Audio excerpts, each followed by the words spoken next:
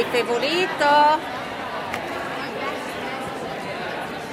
Solo que tiene tomate.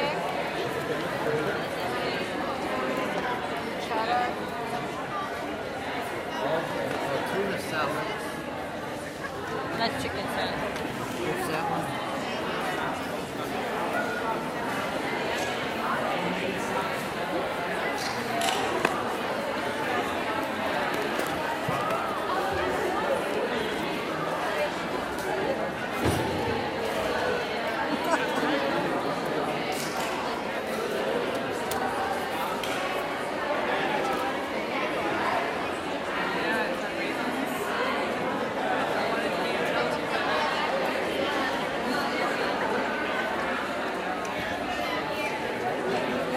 Hi.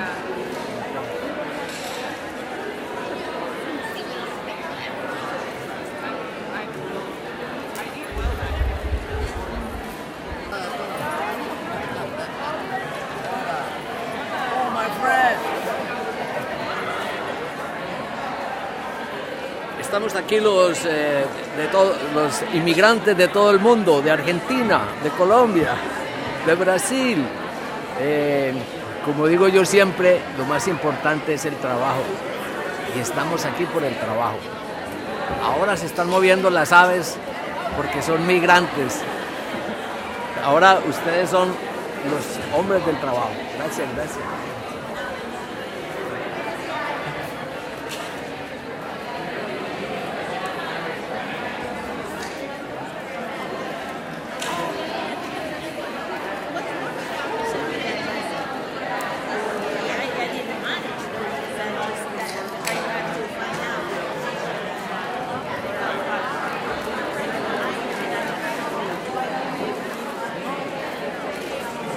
A sentar.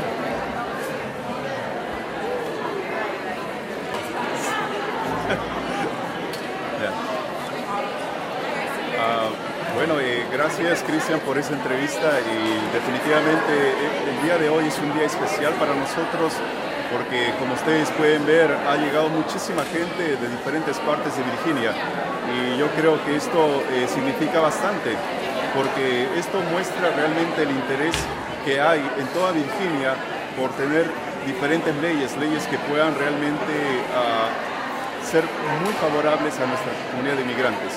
Una de las cosas que estaremos discutiendo y que vamos a continuar con la lucha es la licencia de conducir y también para los Dreamers y una serie de legislación que definitivamente estamos muy interesados. Y bueno, yo les agradezco realmente por todo el apoyo que están brindando a esta cumbre de inmigrantes. How long have you been putting this event on and come nice and close? Because Mike will pick you up together. A los migrantes, ya son 4 años que lo hacemos y crece cada vez más. Crece y más gente va llegando y realmente se vuelve un lugar donde la gente pueda expresar sus ideas, donde la gente pueda permitirnos realmente. Este lugar es un lugar en el que es próspero para que la gente pueda opinar, pueda tener más ideas y podamos luchar conjuntamente por mejores leyes en Virginia. So yeah, that's great. So we definitely, this is an issue that we have been putting together for 4 years. The Virginia Immigrant Advocate Summit, this is the 4th. So every year is growing and definitely I can see that this day has brought together many, over 200 people statewide, which means there is a lot of interest to fight statewide for better laws in Virginia. Primero tu nombre, de dónde vienes y qué opinas del evento. Well, mi nombre es Jean Perry Hayes, vengo de Charlottesville por parte de CHIP, que es el Jefferson Area Children Health Improvement Program. Me encanta poder tener la oportunidad de informarme más para poder llevar esta información a las familias con las que yo trabajo, que trabajo con las familias latinas, y también la oportunidad de encontrar formas en cómo podemos apoyar a todos los inmigrantes de aquí, de Virginia, tanto como Estados Unidos. Perfecto, gracias. Okay. Gracias.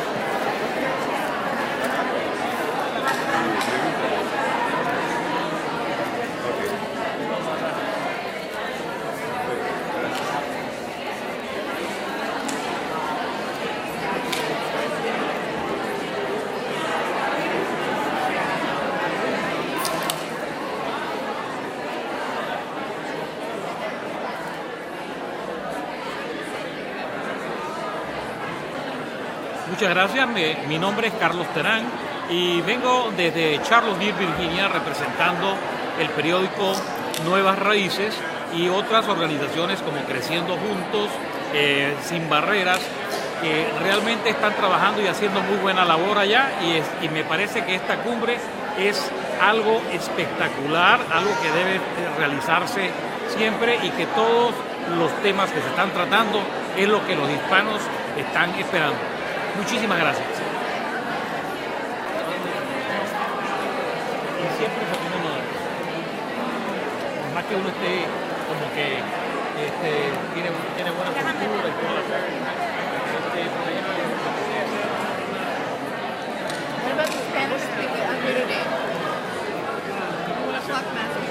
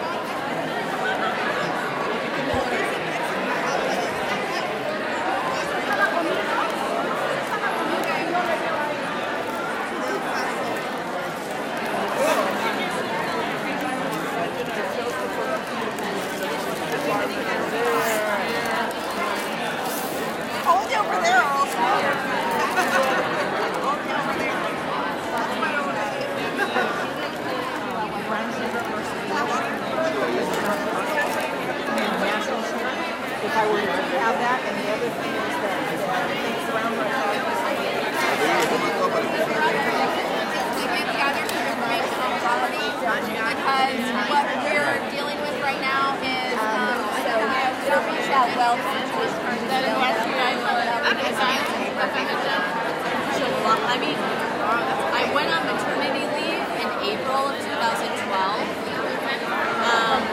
and then I just didn't go back.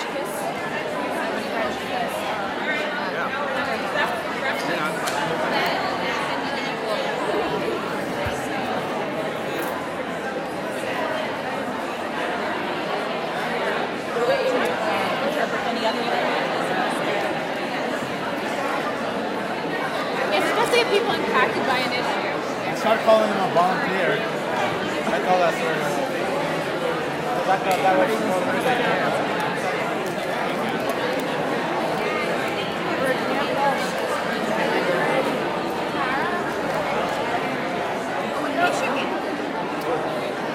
Okay, and then he met your mother. Okay, so when did he go back to Peru? Could we ask you a question about why you're here and how it's going so far? It's possible that we would go on the Virginia Coalition of Latino Organizations website. Okay. That's what we're filming. And we have to go very close because it's so loud. And you'll just cut it if you don't like it. Because Okay. Hello. Hi. My name is Elise Hicks. I'm here because of Vecinos Unidos, which is a homework assistance program for kids. Mainly their parents do not speak English. And the other organization is Good Samaritan Advocates. And it is a free legal clinic for those that are needing assistance with various issues. And it's been very informative and very knowledgeable speakers, very worthwhile. Summit you've been to? Yes, this is the first summit and I would definitely attend again. Would you like to say something? Hello, my name is Carolina Chavez. I'm the service navigator at Cornerstones, and I came here. This is my first time coming to the summit. And I came here because I work with the immigrant community at Herndon, and it will be very informative. I will get a lot of information in order to help them more with the ACA program and all the immigrant resources that we can get for them. It's going very interesting. I have got a lot of information. This is my first time coming, so I have got so many resources out there. Thank you. Virginia Coalition.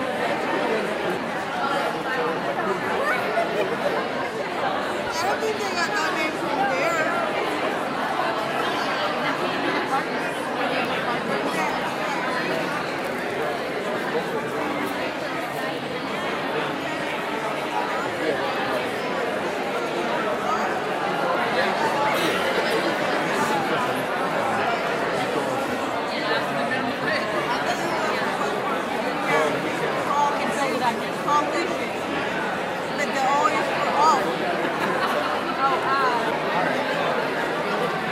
This young man is... I have food in my teeth.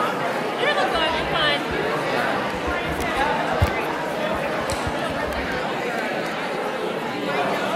So, who are you and why did you come? My name's Arvin Kati. I'm an intern with the Virginia New Majority, and I'm here to document the ongoings and help people have something to hold on to after the things that we've seen today. Yes, I mean with photos and video and a couple of articles I plan to write. Yeah.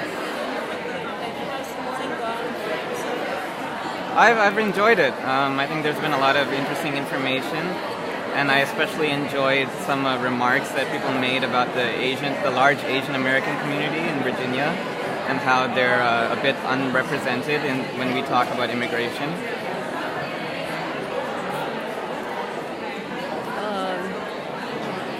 Do you want to say anything about what Virginia New Majority is? Because I'm not familiar with it very much. Well, Virginia New Majority is a progressive civic engagement organization, and we're trying to get marginalized communities active in the electoral process here in Virginia.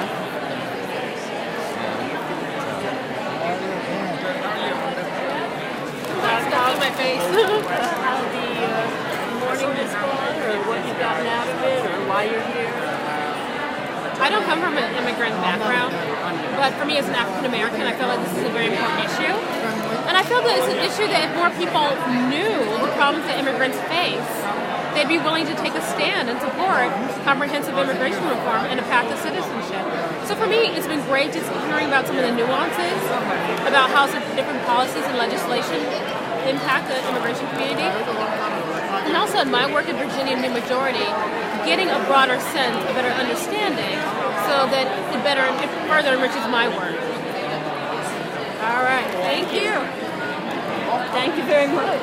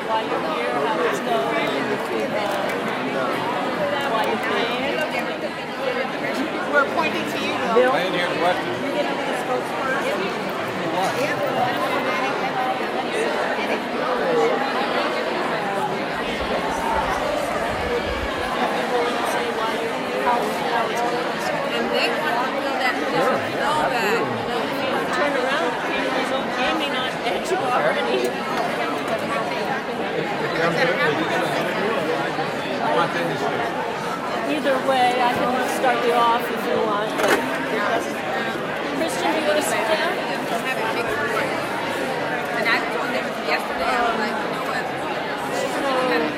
Who are you? Why did you come? How's it going? Yeah, so I'm Bill Kell. I'm with Cornerstones, formerly Reston Interfaith. We have a group of about 8 people from Cornerstones. We're a social services organization. We run into immigrants through all of our work, and several of us have been here for the last 3 or 4 since they started this conference, this summit, and we've always enjoyed it. It's an opportunity for us to get out of the office, where mostly we're not able to do that much sort of activism and advocacy because we're providing services and programs. But it gives us a chance to kind of get back with other people who are out there really on the ground and doing a lot of work, and connect with those people, find out more about the issues. This morning, we learned a lot about what's going on with legislation in the past in Virginia, and possibly some things that are going to happen with the next legislative session. And then the real interesting part for me this morning, especially for the group that's here represented by Cornerstones, is the Affordable Health Care Act, because we're one of the groups that's working with Northern Virginia Family Services to provide certified application counselors. And so that's a really important issue impacting all of our programs. People are going to come through many different doors within our agency asking those questions, and so we really want to get the answers. So we're just starting that process. It's brand new. It started obviously October 1 with exchanges, and there's a lot of information to learn. It's a lot of changing information, but we're hoping that this training and other training will help us be better counselors for that type of service. Do you have any feelings about the people who are being left out at this point under Virginia and what should happen?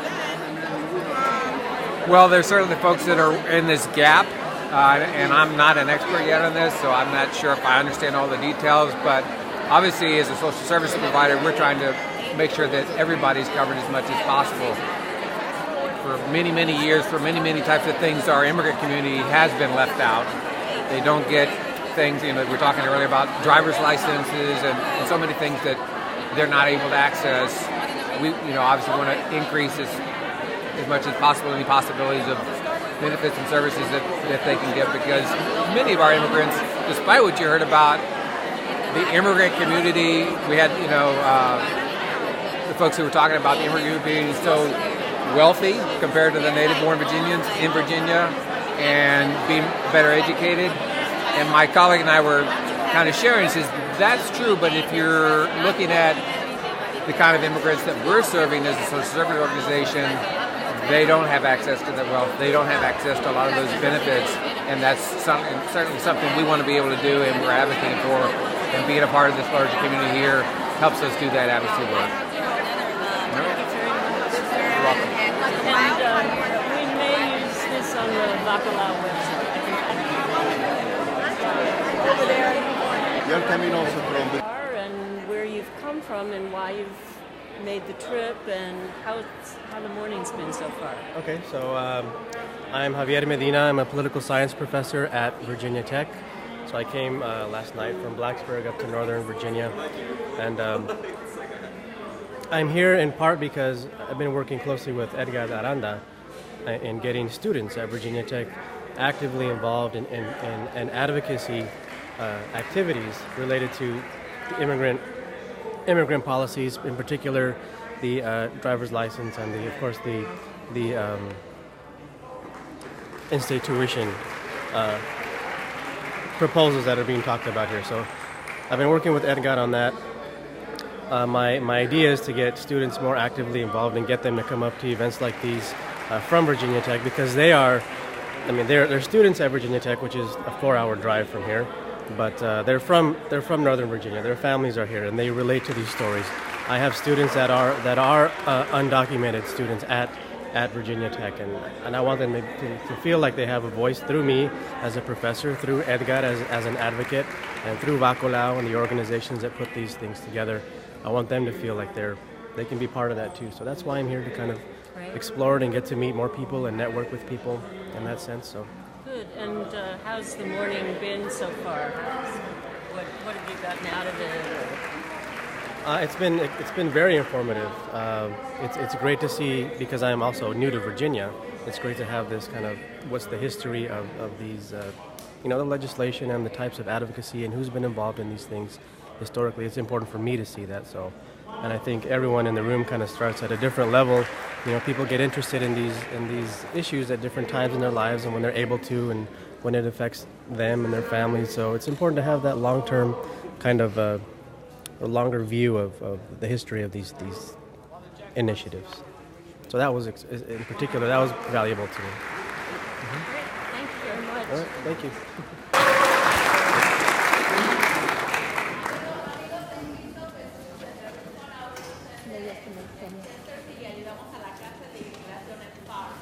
Wonderful. Welcome.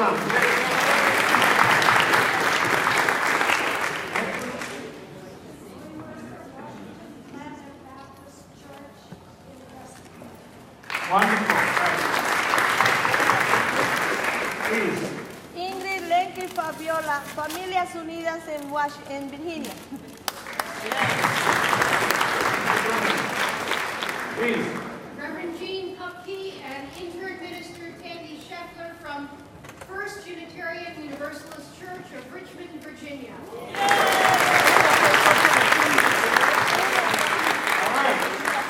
Thank you all so much. Any other figures? I want to make sure we're inclusive here. I want to leave anybody out.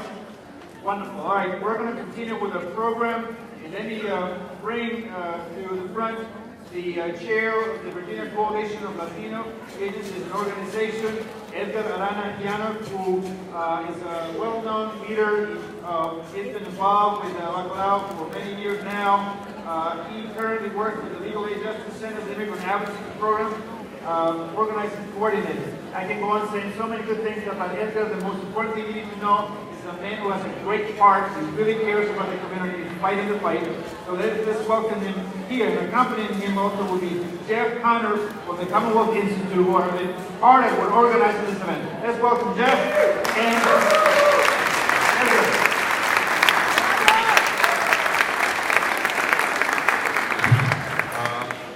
Thank you everybody. This is great.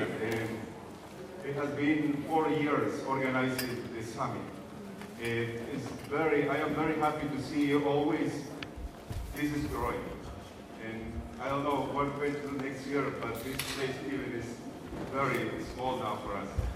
But it's great. I am very happy that you all come together today to learn, to discuss, and to fight for immigrant rights in Virginia, which is so much needed. Thank you. I don't want to take too much time because really there is so much topics and you need to eat and relax. I want to thank people who made possible this event took place today. The Annandale United Methodist Church, thank you very much. Thank you. The American Civil Liberties of Virginia, ACLU. I have seen everybody here. Claire Castañaga, thank you very much, member of the planning committee. And also the Coalition of Asian Pacific Americans of Virginia, CAPAVA, is President Dan Choi. Please stand up, Dan. Thank you very much for all your support. And also another member of the planning committee is Centralville Immigration Forum, Alice Bowles, and all the members of the Centralville Immigration Forum. Please stand up so we can see who you are. Thank you. Also the Commonwealth Institute for Fiscal Analysis. Jeff, thank you. Michael, Cassidy, thank you very much for being such a great supporter for immigrant rights. Thank you. Just Neighbors, thank you very much. Just Neighbors, Alice, thank you. Stephanie Vargas, she was part of this planning committee, doing a lot of work. Thank you, Stephanie. Please stand up. Everybody wants to see you. Where are you? Wow, thank you. She's still working. That's so great, Stephanie. the Legal Aid Justice Center for Immigrant, Legal Aid Justice Center Immigrant Advocacy Program. Thank you, Dean Braley, Simon, everybody please from the Legal Aid, stand up. Thank you.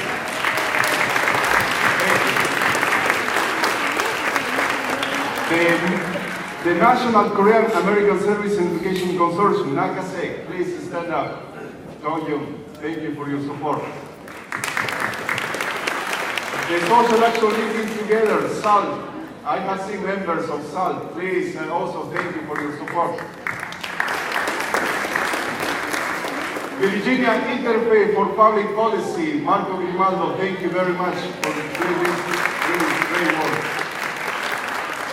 Virginia New Majority, John Lees, I have seen John Lees, Rishi, everybody, please. Virginia Organizing, they have come from different parts of Virginia. Thank you for being part of this. Stand up, please.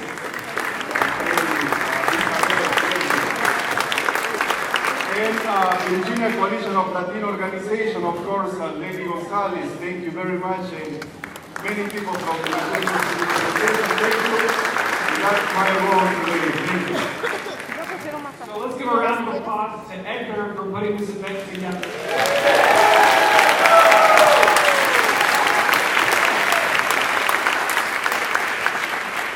So we would also just like to thank all of the volunteers who helped put tables up, who were working the coffee. If you helped to volunteer for this event, please stand up now. So let's all looking. So let's thank them, and let's especially thank the folks who are wearing the green shirts. They are from the church and they're here on their own time. So we very, very much appreciate it. All right, let's give a warm hand for Jeff as well. He's working hard too. Yeah. Well, how many people here want to talk about immigration reform? Aquí estamos y no nos vamos. We're here and we're not leaving. So, saying it is not enough. We all have to activate ourselves and get to work and be part of the movement to help create comprehensive immigration reform. I'm really excited to introduce the next speaker and facilitator of this. I've known these two talented ladies for a long time. First, I'll introduce the named speaker who I have watched literally grow up. I'm so proud of her. And if I can just find her here, okay. Vanessa Cardenas is the Vice President of Progress 2050, a project of the Center for American Progress. The Center for American Progress. I hope you have heard of that organization. If not, you're going to be a member of that organization from here on. This is a project of the American Progress which seeks to promote a progressive agenda that is more inclusive of the rich racial and ethnic makeup of our nation. Prior to this position, Vanessa served as the Center's Director for Ethnic Media, where she helped elevate the organization's profile among ethnic media outlets. Vanessa came to the American Progress from the National Immigration Forum, where she worked as a policy communications associate and outreach coordinator and helped bridge the policy, communications, and grassroots advocacy world to disseminate the forum's message and work. At the forum, she participated in numerous local and national organizations and legislative campaigns, including the effort to pass immigration reform in 2006 and in 2007, organizing in support of the Immigrant Workers' Freedom Ride and the campaign to defeat Proposition 200 in Arizona. She attended Washington Lee High School, where she already showed leadership skills, but she was the founding president of the Latin American Student Association. Let's bring one of our own, Vanessa Cardenas.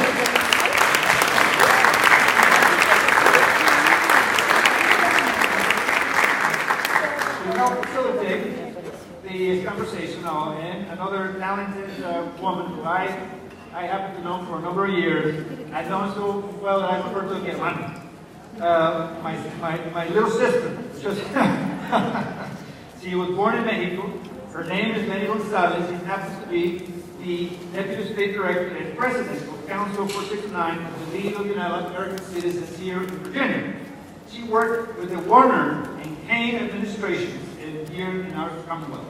She is President of the Board of Directors of the Shillington Employment and Education Center, the only official day labor site in the state of Virginia. I said, I know there are a couple others, but this is the one that's been there for a while. And she's also a member of the President Council 469 of Republic. She's a member of the Board of Trustees of the Arlington Community Foundation, the Virginia Coalition of Latino Organizations, and I can go on and on and on to tell you all the different memberships and awards that this talented Latina has won in her lifetime. Ms. Gonzalez served in 2003 and 2005 in the Advisory Council of the Institute for Mexicans Abroad. So it's my pleasure to welcome, let me say this one, Ms. Gonzalez received the prestigious OTMI Award that the Mexican government awards to talented activists here in the United States on behalf of the Mexican government. So let's welcome this talented woman, Lenny Gonzalez.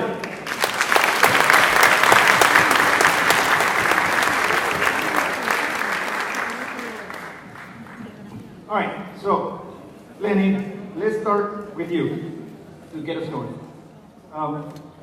There's been a lot of chatting about immigration reform.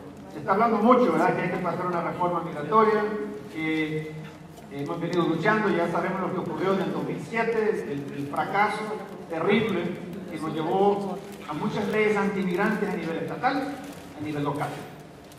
So we know the failure of immigration reform back in 2006-2007 led to many of the anti-immigrant bills that were displayed throughout the country and here in Virginia, where actually many of the anti-immigrant bills have made their way to other states were born here in the state of Virginia. Let me start with Lenny para que empiece y empezamos a hablar de esta conversación. So let's talk about what's happening with immigration reform. ¿Qué está pasando con la reforma migratoria? Well, thank you, Walter. And it's not that I don't want to answer what is happening with the reforma migratoria, but since that's such a big topic in a national theme, that's what I have invited Vanessa Cárdenas to join us today here. So I'm going to ask her to have, and after Vanessa's presentation, I will talk to you what have been doing in Virginia, and also the most important thing of today. This is a very important day, but this is the most important part of the day, the call to action. What do we need to do to continue this fight and to win this fight? So I'm going to have Vanessa telling us what's going on at the national level. There's been, for weeks, there has been nothing in this week. Many things have happened besides the shutdown of the federal government. So, Vanessa? Great, but I just want to make sure in terms of process. Mike, want to go first? Why don't you come up first and tell us? Mike is from George Connolly's office, so we really Jerry Connolly. Sorry, I have a lot of George. My husband's name is George Jorge, but they call him George. Jerry Connolly's office. Good, thank you both. Thank you, Walter. And welcome to the 11th District of Virginia. We were here represented by Congressman Jerry Conley. If you go to a little further down Columbia Pike, you'll be in the 8th District represented by Mr. Moran. But as I said, welcome. My name is Mike Collins. I'm Congressman Jerry Conley's Outreach Director. My office is right down the street here. And we welcome you to the 11th District. Fairfax County has always welcomed its immigrants. We believe it makes for a much stronger community on a variety of levels. And they asked me to speak today to make an announcement. I am extremely proud to announce that a comprehensive immigration reform bill was introduced in the House of Representatives 2 days ago. The bill has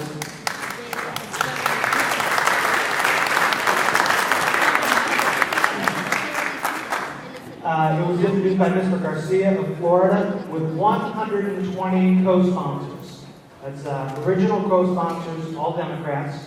So you've got some work to do to get the other 80 Democrats on board, and remember, you're going to need 218 votes to get this passed, so you can't do it with Democrats alone. But Congressman Conley believes that it is essential that we passed comprehensive immigration reform this year. I'll let the panelists here fill you in on the details, but it's basically the Senate bill plus some border provisions from the House. And the call to action, please listen closely because we're going to need it. Thank you very much. Thank you. All right, I just have to say that I'm so excited to be here. I see a lot of familiar faces. As Walter mentioned, I'm an Oregonian at heart, even though it got too expensive for me and I had to move to Fairfax City, but that's okay. And I see a lot of familiar faces here. John Liz, we go way back. Ms. Kathy Banfield, Andres Tovar, Lenny, Walter, of course, Alfonso. Alfonso's mom, Carol Lopez, was my high school counselor. So I owe her a lot for being here. All right, let me start. Again, my name is Vanessa Cardenas. I work at the Center for American Progress. CAP is a multi-issue policy think tank in Washington, D.C., and we cover a range of issues, and among the issues that we cover is immigration reform. Last year, I think my colleague, Marshall Fitz, gave the presentation on immigration reform here. So I want to start my remarks by saying the following. I am going to argue today that we are in a very strong position, that we can get to immigration reform. And as advocates, we have to imagine the path to victory, and the sooner the better. Okay? That is my argument to you today, and I know that that's not what we read in the news, that's not what we hear on TV, but we have to see it, to gain it, to earn it, to win it. Okay, so that's what I'm going to talk to you about today. What we need to see in the short term is a bill in the House. We need the leaders in the Republican Party to come up with a bill. We don't want to hear anymore about, the problem and how much they are struggling with their own caucus. We want a bill from them, and that should be the call to action. That should be the pressure point. All right, and before I sort of tell you a little bit about what's happening in terms of the process in the House, I want to tell you a few things. First of all, Congress can do more than one thing. I know that's very hard to believe, especially after all this last month, and especially after the shutdown, but they can do it, okay? So first it was Syria. Because of Syria, we couldn't do it. Now it's the government shutdown, we can't do it. Now next is going to be the debt limit. And it is true that both the budget and the debt limit conversation takes a lot of oxygen out of the conversation in policy, because they have a deadline. But after that, there's plenty of time. And that takes me to the timeline. While we want a bill out of the House as soon as possible, the reality is that we have until December 2014 for a bill to come out of the House, because that's when the congressional session starts. Okay? So don't buy the whole thing, we need it right away, we need it before the end of the year. We have time. And then a lot of people also say, well, the process is going to be very hard, the process is going to be very long. If the House wants to have a bill, they will bring a bill. And if they want to move it fast, they will move it fast. They've done it before, so it is possible. All right, so I'm going to talk about the House process, and I'm going to start describing what we believe we have going for us, and I hope that you will hear me out on this. First of all, what we have going for us is that the Republican leadership in the House say they want this, that inaction is not an option. And that phrase has come from the lips of Majority Leader Boehner, from Eric Cantor, Bob Goodlatte, Paul Ryan. The leadership has said, we need to address this, we have to do it. So inaction is not an option for them. And the good thing about it is that nobody in the leadership has said, no, we're not going to touch it, or we don't want to do it. They all have said they need to do it, because they realize the political reality of not acting. The second thing I want to say, and this is in large part to the great work that you guys have done, both in Virginia and across the nation, is that the opponents of immigration reform are marginalized. Who the heck now listens to Tom Tancredo? Anybody? No, we haven't heard from it. I will have a Sensenbrenner, because actually what Sensenbrenner did with his bill was actually unite the immigration movement. So thank you, Sensenbrenner, and now we don't hear from him. How about Stephen King? Anybody? He's an outlier, and when he now organizes town halls of immigration reform, no one shows up. So those guys, those voices are marginalized, and the majority of Republicans know that they're not speaking for the party. And that is, again, in large part due to the great organizing that the immigration movement has done. The other reason that we are optimistic is because we have seen movement on the House on a smaller bill. Not all great, but we have seen a process in the Judiciary Committee and the Homeland Security Committee, which helps us because it helps educate Republicans about this very complicated issue. And in fact, 5 bills have passed the committees. The Good Lads Committee, the Judiciary Committee has passed bills on E-Verify that we know is going to be a component of immigration reform. It has passed a bill on high skill visa, which we know is going to be a component of reform. It has passed a bill on agricultural workers visas. So we have some legislation. The Homeland Security Committee has passed a border bill that we know is also going to be part of immigration reform. There was one bill that passed that is very negative, and that was the SAFE Act, which was Sensenbrenner Light and Arizona Light, which we hate, and that also has passed. But well, the way we see it, this has been sort of small baby steps that they're taking, and in the process it's educating the members about the nuances of the issue. And finally, what we have going for us, and we have to remind ourselves, is that we know that we have the votes. If a bill with a path to legalization comes to the floor, we have the votes to win. 26 Republicans over the summer expressly said, after all the mobilizations in the district, that they support a path to legalization for the undocumented. And we know we have about 192 Democrats that would support it. So that would be the majority in the House. So we have that going for us. Now, what do we have against us? And to be honest, when I was writing this outline for my talk today, what do we have against us is the process. A process that is being created by Boehner, by Majority Leader Boehner. He's saying we need to have the rule. And what that means is that he's saying that he will not bring a bill to the floor that doesn't have the majority of the majority. So a majority of votes from the Republican Party, right? So that is what he's saying. And of course, that's a very high bar. However, we know that in the past, Mr. Boehner has broken the HASTA rule. He did it for the Violence Against Women Act, as well as other legislation. So it's not a congressional rule. It's a rule that the caucus has. So it's not like, it's not like we're breaking the constitutional law or anything. That's not. So don't buy into that. And I would say that the other obstacle we have, but it is definitely a surmountable obstacle, is the fact that while we have seen all these small piecemeal bills from the committee, SAFE Act, the border bill, and others, we have not seen a bill on legalization. But let me go back to the smaller piecemeal. We also know that Eric Cantor has said that he wants to introduce a bill in October, he said earlier this year, that would be like the DREAM Act in the House, the KIDS Act. So we know that's also coming down the pipeline. So what we don't know, though, is we haven't seen a bill that will address the main issue of comprehensive immigration reform, which is what to do with the 11 million. And of course, that's the hardest part. So I think that is the obstacle that we haven't seen. That we have not seen a bill that addresses with the central question of immigration reform. Now, what we have heard, not from members of Congress, but from people that work with members of Congress, is what they want, what Republicans in the House would be for, would be some type of bill that does two things. One, that doesn't force them to vote against their moral absolute. And yes, I'm quoting. You can laugh. Because they have a moral issue.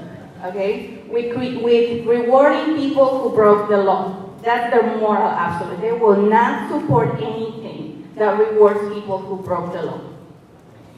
That's it. And I think their second moral argument is that, as you know, they hate President Obama, and they don't want to create anything like Obamacare. Like they don't want to create a big new process, a government thing that granted the Senate bill kind of does, because it creates new paths and new avenues. So they don't want to vote for, they will not vote for the Senate bill because in their minds it rewards people who broke the law, and they will not vote for it because it creates a massive government program, and they're just against that. So, but they would be open to coming up with a bill that would give an undocumented a worker permit that would protect them from deportation, that would allow them to work, that would allow them to travel, but they would not create any new paths to legal permanent residency or citizenship. That those people with the worker permit could apply to the existing channels. And that means by marrying a U.S. citizen, through their children, the children to petition them, and also, employment, through their employer. Okay, so that way they're not creating avenues. People are here, they're going to be protected, but they're not being rewarded for breaking the law. So that is what they think they could be against. And again, this is what people that work with them are saying. So that might be a construction of something that we can negotiate with, okay?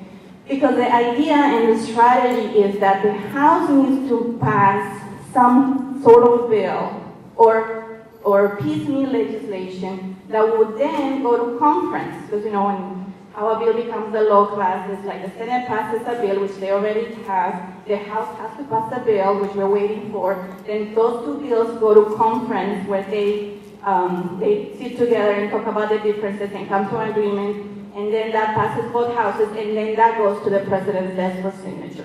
Okay, so what we're waiting for is we want that bill, or those two bills on immigration that would pass the House that they can go to conference. Now, there are some Republicans who know that's the strategy, therefore they will not vote for anything.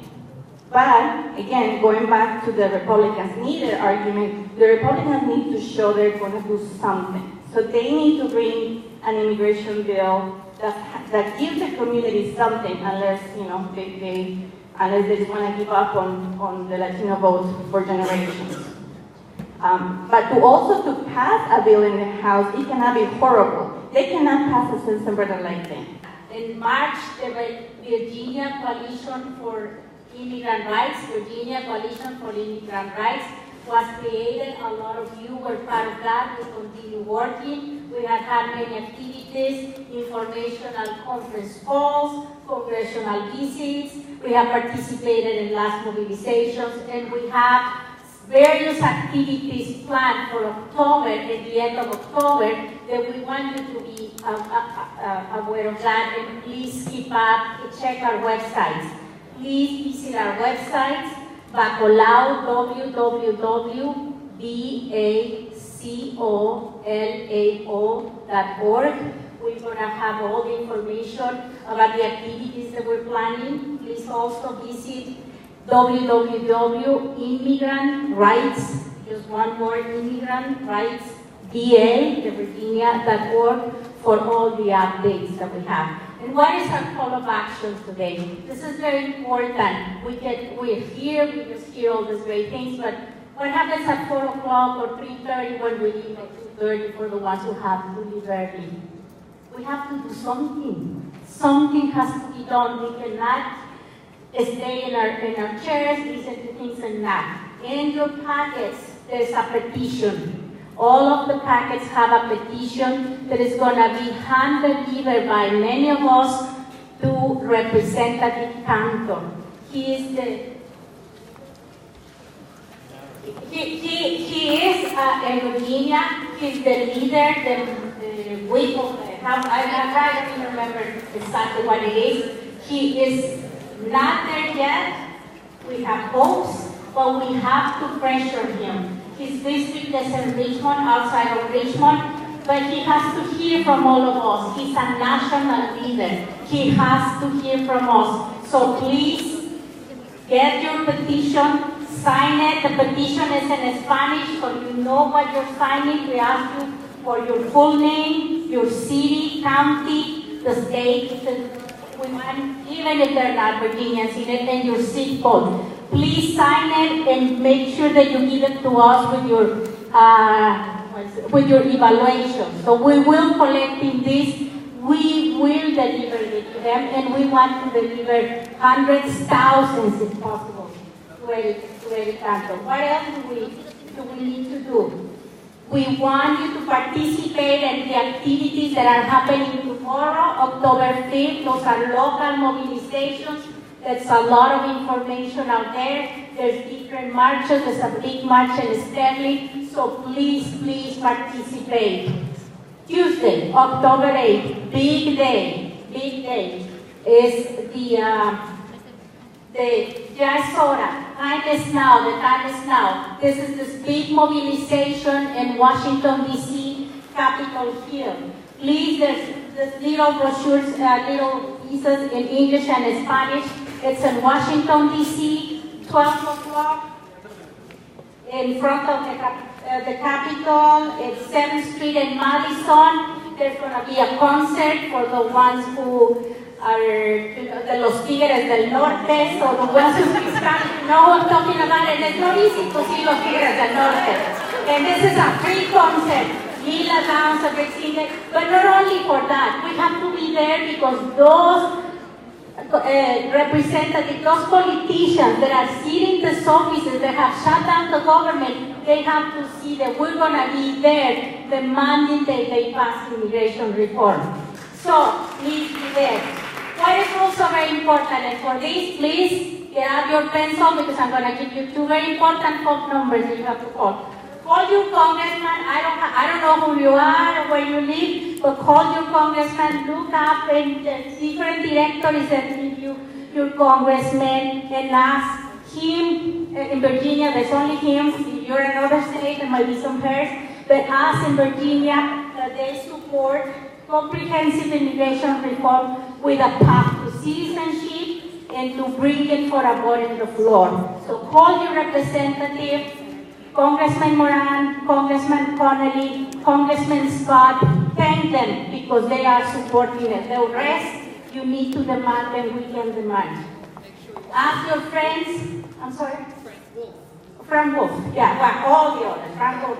So, ask your friends and your family. You all have friends and families all over the United States. But two very important people, like Vanessa said, they are organized, but now we're more of them. What they say is, we're here, we're not going to go. And there's a lot of us. We have to call, and we have to call these two persons, Eric Cantor and Robert Goodlatte. We have to call them, and like some other groups and in some other instances have collapsed their phone lines. We need to collapse the phone lines. Eric Cantor, 202-225-2815. Eric Cantor, 202-225-2815. Robert Goodlatte. Robert Goodlatte is the chairman of the Judiciary Committee. He's not doing anything. He doesn't want to do anything. We already sacked him. And with some of his staffers, he has to be pushed and he has to hear from us. And his number is 202-225-5431. Robert Goodlatte, 202-225-5431. Goodlatte, en español le decimos Goodlatte, qué horror. 202-225-5431. Call them and tell them that you want comprehensive immigration reform with a path to citizenship and you want to bring it for a vote in the floor. They have to hear from us. And probably one of the most important things that we can do, register to vote. That's the weapon that as a community we also have, our vote. So please register to vote. There is a very important election in Virginia, November 5th. If you are interested in registering to vote in Virginia, I took the class that now is requested from them, and I have the registration forms. So this is our call to action. Call them, and if you need to be registered to vote, please look for me. Thank you. Right.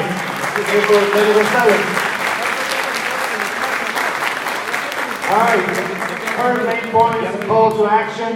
I hope that everyone's getting the packets and the information that are available at the registration desk. Please make sure you get those information. In addition, we have a form from Virginia organizing, the postcard, easy to fill out and send it to your member of Congress. We also have Take Action on Immigration that Virginia organizing has available too. Make sure you pick one up and be sure you have your options to take action. Before we go on, if you are missing your cell phone, if you have lost your cell phone, you probably can find it at the registration desk. So if you lost your cell phone, please stop by the registration desk. There's a lost cell phone that was found. Okay, before we go on also, I thank Nico earlier today in the morning for the simultaneous translation. Also working hard along with him and part of his team is Anna Duncan, who is interpreter. Let's give Anna Duncan a warm hand for her hard work. Thank you.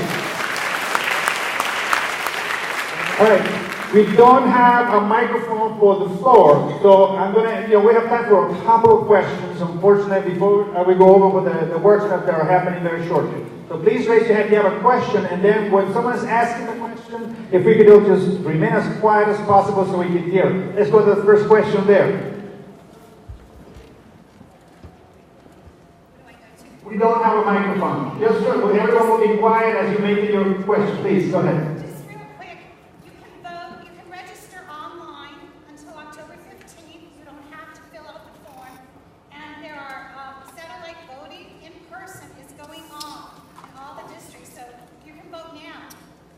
Okay, her message says you can register to be eligible to vote at the November 5th election by October 15th. That is the deadline. If you're an eligible voter, U.S. citizen who wants to register to vote, you have until October 15th to register. You can do it online, but you must do so in order to be able to vote. And also, in some places, there's in-person voting. Absentee voting is going on too. If you're going to be out of town on November 5th, you can go to your local county government registrar's office and vote in person, and that's called absentee voting. Okay, any questions about immigration reform?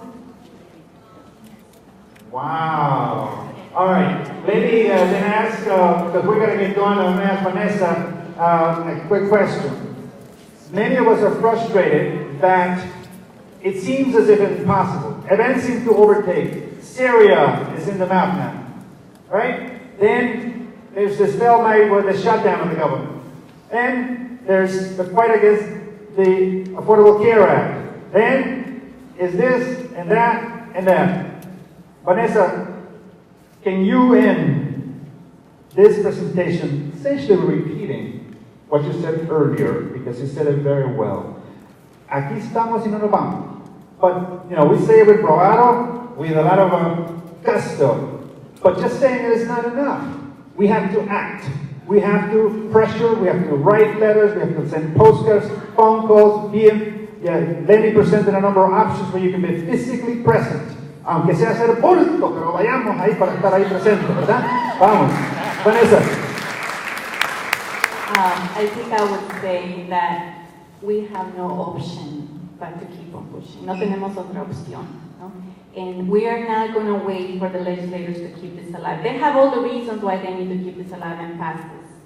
But we are the ones that have to keep this up front and remind them time and time again of all the reasons why they have to move this forward. Tenemos que continuar, y yo entiendo completamente la frustración de la gente, porque han habido marchas. Believe me, en el 2006 y en el 2007 yo estaba trabajando en esto, ¿okay? Y yo sé la frustración. Mi familia es inmigrante, tengo primos que están bajo el programa de DACA. Mi familia fue legalizada, la parte de mi familia fue legalizada en la amnistía del 86, so I totally get the frustration and anger and just disappointment, and it's like a roller coaster. But no tenemos otra opción. We have no option. This is our fight, and no one else is going to move it for us. Americans support it, but they're not the ones marching. We have to be the ones, and we have to keep reminding Congress that they can actually do more than one thing at a time. It's their duty. This is good policy, and it's good politics. And it's also good for the American democracy. One thing that I want to say, I oversee a project at CAP that's called Progress 2050. And the reason it's called Progress 2050 is that by the year 2043, the majority of people in the United States are going to be people of color.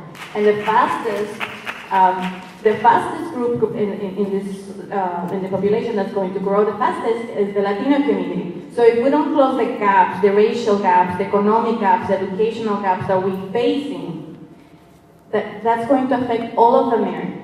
And Americans standing in the world, and competitiveness, and innovation. So we have to pass this policy. Immigration reform is but one of the policies that we have to pass. We have to educate our youth. We have to implement, as we are doing already, an Affordable Care Act. These are the ladder of opportunity to the American dream. We have to defend it, protect it, and demand it, just like in the past other Americans have done it for us. So I'll stop there. All right. Let me make a couple of announcements before we go through the workshops that are going to be taking place very shortly. Believe it or not, we're pretty close on time right now. So, how many people attended last night's showing of the movie Harvest of the Empire? Okay. Let me make it known to those of you who have not seen this movie. This movie is a documentary that was put together by a Salvadoran and a Peruvian producer, and it is documenting graphically the impact, the consequences of United States policy in Latin America and its immigration consequences. I'll take a moment to tell you that this is something that you ought to consider watching it soon. The producer was there last night. He's happy to come to your town. I have a copy of the CD. He asked me to let you know that it has to be with permission, but it is one of the particular impacts of this is our young people. We all need a sense of identity. Where have we come from? What has happened? What has caused us to be here now? And one of the things I can tell you is that, like other waves of immigrants in the history of this nation, there are some, slightly different circumstances of how we find ourselves here in our new land. But we are just as Americans and deserve the right for opportunity, just like other waves of immigrants have done in the history of this country. And this movie shows why. So I would urge you to do that. I know we were talking with the Virginia Justice Center to partner and show that movie with the legal director of the Legal Aid Justice Center, Immigrant Center, with Edgar will be talking about, will be showing this movie, and I would strongly encourage you to watch this movie. It's free. Essentially, it's just an educational movie. Let me then go through now the workshops that are coming up. There are 5 workshops, and you'll have 2 opportunities to go to these workshops. 5 workshops, you can pick 2, because the first one starts at 1:05, and then the same workshops will be repeated right after that. So you can pick 2 out of the 5. In room 210, driver's licenses campaign. In room 307, combating notarios and other fraudulence in the immigrant community. In the sanctuary, organizing and advocacy 101, DACA and in-state tuition. In room 300, upstairs, voting rights protection. And in the huge hall, marketplace navigation, your key for the door to better health, unlocking the health insurance marketplace web. Let me say that I'm going to conclude my participation afternoon. I have to leave now. But back in 2001, it was my personal privilege to be asked to serve as the founding president of the Virginia Coalition of Latino Organizations. I am thrilled that the organization continues to move forward and to build bridges and alliances with other organizations. We need to work together to continue to fight for what we are entitled to, where we have worked hard and have earned the chance for the American dream. Thank you very much. Have a great time on the workshop. We'll see you next time. Please enjoy. Thank you.